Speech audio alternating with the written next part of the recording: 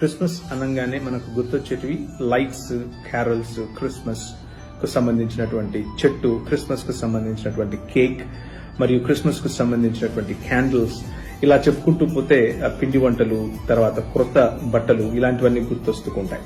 అలాగే క్రిస్మస్ అనగానే ఆధ్యాత్మికత కూడా గుర్తొస్తుంది. ఆధ్యాత్మికతతో కూడినటువంటి పాటలు, ఆధ్యాత్మికతను చెప్పేటటువంటి కార్యక్రమాలు, సాంస్కృతికమైనటువంటి కార్యక్రమాలు కూడా మనకు పలు చర్చెస్ లో ప్రత్యేక ప్రార్థనలు, చర్చెస్ లో ప్రత్యేకమైనటువంటి కూడికలు వగేరా వగేరా జరుగుతూ ఉంటాయి. కాబట్టి మనం వాటిని కూడా గమనిస్తూనే ఉంటాం.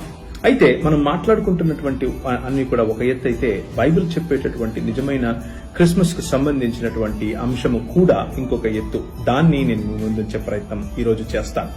ఆమోసు గ్రంథంలో 5వ అధ్యాయము 21 నుంచి కనుక మనం చూసినట్లయితే, మీ పండుగలు నేను అసహ్యించుకుంటున్నాను, మీ సంఘ కూడికలు నాకు ఇష్టం లేదు, నాకు దహన బలుల్ని, నైవేద్యాల్ని మీరు అర్పించినా నేను వాటిని అంగీకరించను, సమాధాన బలులుగా మీరు క్రొవ్విన పశువుల్ని అర్పించినా నేను కరుణించను, నా పాటల ధ్వని నా దగ్గర నుండి తొలగించండి, మీ పాటల ధ్వని నా దగ్గర నుండి తొలగించండి, మీ వీణ నాదం నేను వినను, నీళ్లు పారినట్లుగా న్యాయమును జరగనీయండి, ఎండిపోక ఎప్పుడూ పొరలి ప్రవహించే ప్రవాహంలా నీతిని ప్రవహింపచేయండి అంటూ దేవుని వాక్యం అనగా బైబిల్ గ్రంథంలో ఉన్నటువంటి దేవుడు పిలుపునిస్తూ ఉన్నాడు. మన పండుగల కంటే, మన పబ్బాల కంటే మనం చేసుకుంటున్నటువంటి ఉత్సవాలు ఇవన్నీ అవసరం.